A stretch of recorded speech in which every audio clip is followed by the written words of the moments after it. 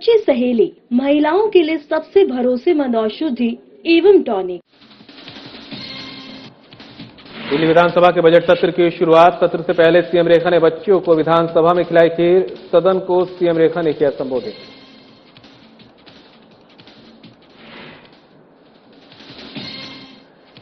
दिल्ली में UPSC achievers अभिनंदन समारोह का आयोजन। सीएम रेखा गुप्ता ने की शिरकत। यूपीएससी अचीवर्स को सीएम रेखा ने किया संबोधित।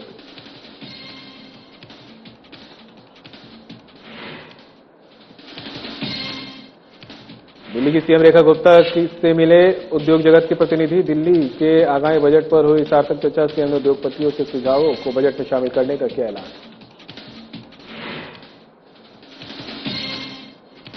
दिल्ली की सीएम रेखा गुप्ता ने दी जानकारी। मयूर विहार से एम्स तक सिग्नल फ्री कनेक्टिविटी होगी सुनिश्चित। Barapullah phase 3 MB road elevated corridor को मिली मंजूरी।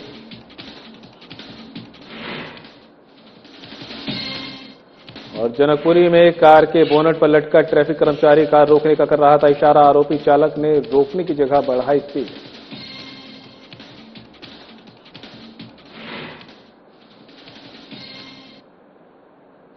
नमस्कार, बुलेटिन लेकर मैं हूं आपके साथ संदीप निरंजन। सरकार खबरों का रुख कर लेते हैं। दिल्ली विधानसभा के बजट सत्र की शुरुआत सोमवार से हो चुकी है। बजट सत्र से पहले विधानसभा में खीर समारोह का आयोजन किया गया। सीएम रेखा गुप्ता ने समारोह में मौजूद स्कूल की बच्चियों को पास बुलाकर अपने हाथों से खीर खिलाई।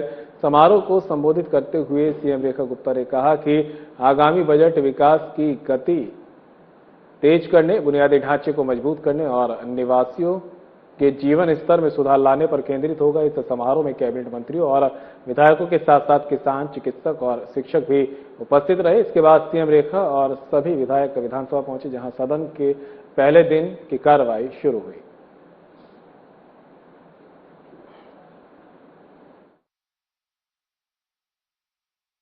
अध्यक्ष जी, नेता नहीं नायक, शासक नहीं सेवक, और सिर्फ कार्य नहीं विजन के साथ में काम करने वाले ऐसे देश के प्रधानमंत्री आदरणीय श्री नरेंद्र मोदी जी को हम सब की ओर से, दिल्ली के प्रत्येक नागरिक की ओर से मैं बधाई देना चाहती हूं, धन्यवाद देना चाहती हूं, जिन्होंने बहुत सारी परिभाषाएं बदल दी। ईमानदारी किसे कहते हैं वो देश और दुनिया को बताया। मेहनत किस तरह की जा सकती है ये जनमानस के समझ में आया। देश के प्रति निष्ठा, जनता के प्रति कर्तव्य, ये उनके हर आचरण में हम सब ने देखा, प्रत्येक दिन देखा। एक व्यक्ति जिसने अपना सर्वस्व देश को समर्पित कर 24/7 365 दिन किस तरीके से देश हित में काम किया जाता है, ये लगातार पूरी दुनिया, पूरा देश, हर व्यक्ति देख रहा है। देश का मान, सम्मान और स्वाभिमान बढ़ाने वाला व्यक्तित्व, जिन्होंने अपनी जन नीतियों के द्वारा, विदेश नीति के द्वारा, शासन प्रशासन के द्वारा देश को गड्ढों से निकाल करके एक नई इमारत बना करके दी, जिसमें देश के हर व्यक्ति का भविष्य सुरक्षित है। मैं बहुत बहुत बधाई देती हूं देश के प्रधानमंत्री जी को, समस्त जनता को, कि एक ऐसा व्यक्तित्व जिन्होंने अपने शासन के माध्यम से ट्रांसपेरेंसी, अकाउंटेबिलिटी और टीम वर्क, जिन्होंने तकनीक से लेकर के अपनी भविष्य की अप्रोच तक हर दिशा में भारत देश को आगे बढ़ाने का काम किया। मैं आज अपने दिल्ली विधानसभा के इस सत्र में चाहती हूं कि हम सब मिलकर के इस अभिनंदन प्रस्ताव को पारित करें और माननीय प्रधानमंत्री जी को बहुत बहुत शुभेच्छाएं, शुभकामनाएं प्रेषित करें। अध्यक्ष महोदय, मैं आपकी अनुमति से प्रस्ताव करती हूं कि दिल्ली विधानसभा के प्रक्रिया तथा कार्य संचालन नियमों के नियम 192 के उप नियम 2, नियम 194 के उप नियम 2 और नियम 196 के उप नियम 2 के अनुसार में सदन में सदस्य 1 अप्रैल 2026 से आरंभ होने वाली कार्य अवधि के लिए लोक लेखा समिति, प्राक्कलन समिति और सरकारी उपक्रमों संबंधी समिति के सदस्यों के रूप में कार्य करने के लिए अपने में से 9 सदस्यों का निर्वाचन करने के लिए अग्रसर होते हैं। हमने देखा कि गुजरात में अर्थक्वेक के बाद में जब वहां पर श्री नरेंद्र मोदी जी ने मुख्यमंत्री पद की शपथ ली थी और वहां पे पूरी स्थिति को संभाला था, ऐसे ही जब देश में 10 साल कांग्रेस की सरकार रही और अखबार खोलते ही हर रोज हमको एक नया स्कैम दिखाई देता था, वैसी स्थितियों में 2014 में प्रधानमंत्री नरेंद्र मोदी जी ने देश के एक प्रधान सेवक के रूप में शपथ ली थी। और ये मुझे कहते हुए हर्ष होता है और हमारे प्रधानमंत्री के ऊपर हम सबको गर्व होता है कि पिछले 11 सालों में एक भी पैसे का घोटाला, कोई भारत सरकार के ऊपर में एक भी पैसे का घोटाला नहीं लगा पाया, एक भी पैसे का आरोप नहीं लगा पाया। ये सबसे बड़ी बात है।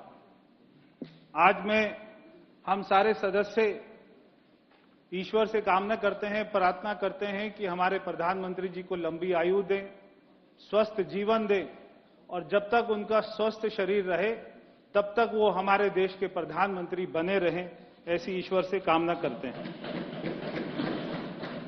और ऐसे प्रधानमंत्री हमको मिले जिनको हर वर्ग का आशीर्वाद है, हर वर्ग का प्यार है, चाहे वो बच्चा हो, चाहे वो बुजुर्ग हो, चाहे वो किसान हो, चाहे वो कर्मचारी हो, चाहे पूरे विश्व में बैठा कोई भी एनआरआई हो।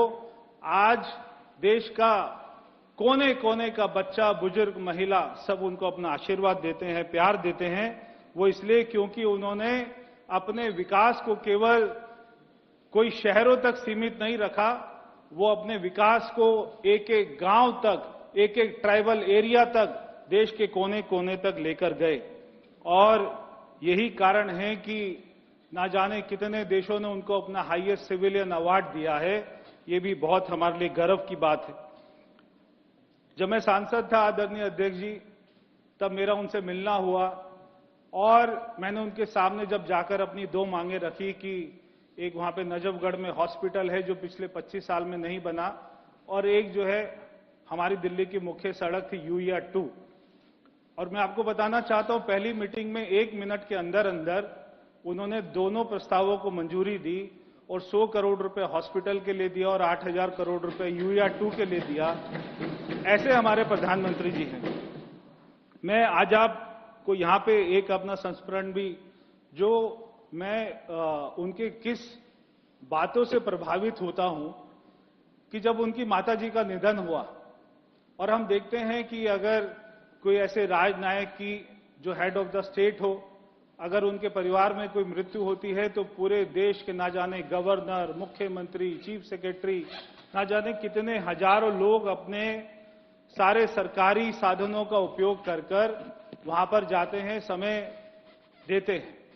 मगर जब उनकी माताजी का निधन हुआ तो वो प्रधानमंत्री के रूप में नहीं, एक बेटे के रूप में उन्होंने पूरे देश के गवर्नर को मना कर दिया, मुख्यमंत्रियों को मना कर दिया, कैबिनेट मिनिस्टर को मना कर दिया, देश के हर वीवीआईपी आदमी को मना कर दिया कि यहां पर आके आप अपने अपने क्षेत्र में काम कीजिए, अपने राज्य का काम कीजिए, जनता का सेवा कीजिए।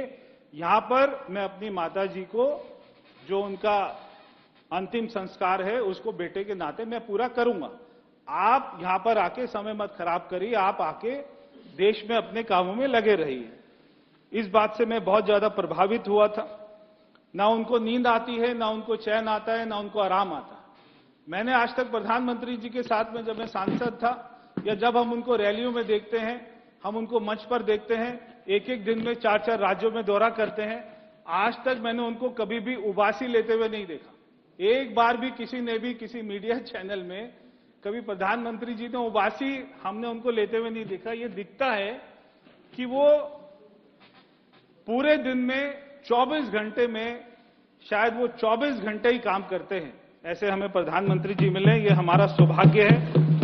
8,931 दिन जो उन्होंने पूरे किए हैं, मैं चाहता हूं कि जब तक हम लोग हैं तब तक वो ऐसे देश के प्रधानमंत्री बने रहें, ऐसी प्रधान सेवक के रूप में काम करते रहें। हम सबकी तरफ से उनको बहुत बहुत शुभकामनाएं। पश्चिमी दिल्ली के जनकपुरी इलाके में स्थित सुपर स्पेशलिस्ट अस्पताल के बाहर से एक चौंकाने वाली घटना हुई, जहां दिल्ली पुलिस का ट्रैफिक कर्मचारी एक चलती कार के बोनट पर लटका हुआ नजर आया। प्रत्यक्षदर्शियों के मुताबिक ट्रैफिक पुलिसकर्मी ने वाहन को रोकने की कोशिश की, लेकिन चालक ने कार रोकने की बजाय उसकी रफ्तार और बढ़ा दी। फिलहाल इस मामले में दिल्ली ट्रैफिक पुलिस की ओर से कोई आधिकारिक बयान सामने नहीं आया है, लेकिन पुलिस का एक्शन शुरू हो गया है। वाहन चालक की तलाश जारी है। पूरे घटनाक्रम की जांच की जा रही है। सीसीटीवी फुटेज खंगाले जा रहे हैं और स्थानीय लोगों से पूछताछ हो रही है। इस घटना ने एक बार फिर ट्रैफिक नियमों के उल्लंघन और ड्यूटी पर तैनात पुलिसकर्मियों की सुरक्षा को लेकर गंभीर सवाल खड़े कर दिए हैं। जनकपुरी की यह घटना न सिर्फ चौंकाने वाली है, बल्कि ये भी दिखाती है कि नियम तोड़ने वालों के खिलाफ कार्रवाई के दौरान पुलिसकर्मियों को किन खतरों का सामना करना पड़ता है। हालांकि अभी आरोपी पुलिस की गिरफ्त से बाहर है।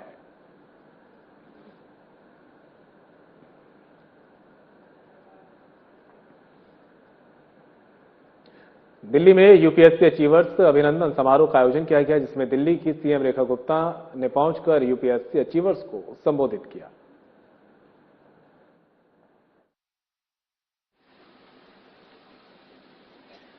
Thank you so much.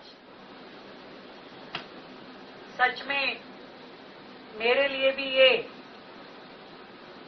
बहुत ही गर्व और आनंद के क्षण है कि मैं आप सबके साथ आज यहां उपस्थित हूं। भविष्य के वो चेहरे, वो उज्जवल कल मेरे सामने आज आप सभी युवा साथियों के रूप में यहां बैठा है मेरे प्रांगण में। बहुत बहुत बधाई आप सबको, बहुत बहुत शुभकामनाएं। मुझे सच में लग रहा है कि जैसे मेरे सामने इकट्ठे बैठे हैं ढेर सारे सपने, ढेर सारा संघर्ष और बहुत सारी सफलता आज एक मंच पे यहां आप सबके रूप में यहां उपस्थित है। फिर से बधाई और फिर से शुभकामनाएं।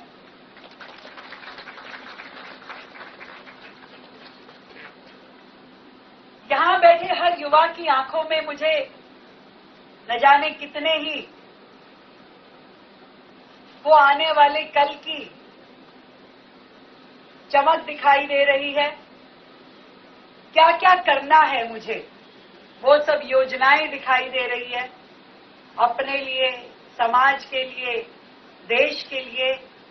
जो आपके मन में चाव है कि आज अपने प्रोफाइल के साथ में, अपनी जॉब के साथ में, अपने दायित्व के साथ में जो सेवा करने का मौका मुझे मिलेगा, वो अपने आप में एक असाधारण अनुभूति है, जिसके लिए आपने न जाने कितनी ही रातें जग के निकाली, कितने ही क्षण जो कि आप मजा कर सकते थे, आराम कर सकते थे, वो आपने अपने मन को कस के कि नहीं, अभी नहीं, अभी मुझे पढ़ना है, अभी मुझे टीवी नहीं देखना, अभी मुझे मोबाइल यूज नहीं करना, अभी दोस्तों के साथ नहीं जाना, अभी सोना नहीं है, अभी रिश्तेदारों के साथ में पार्टी नहीं करनी है। सालों की ये तपस्या अब जाके रंग लाई। इसके लिए सच में आप और आपका पूरा परिवार, आपके शिक्षक, आपके मेंटोर, सभी लोग बधाई के पात्र हैं। और इस सफर में सच में अनगिनत त्याग है, आपके भी और परिवार के भी। राजीव वर्मा जी ने कहा कि वो साइलेंट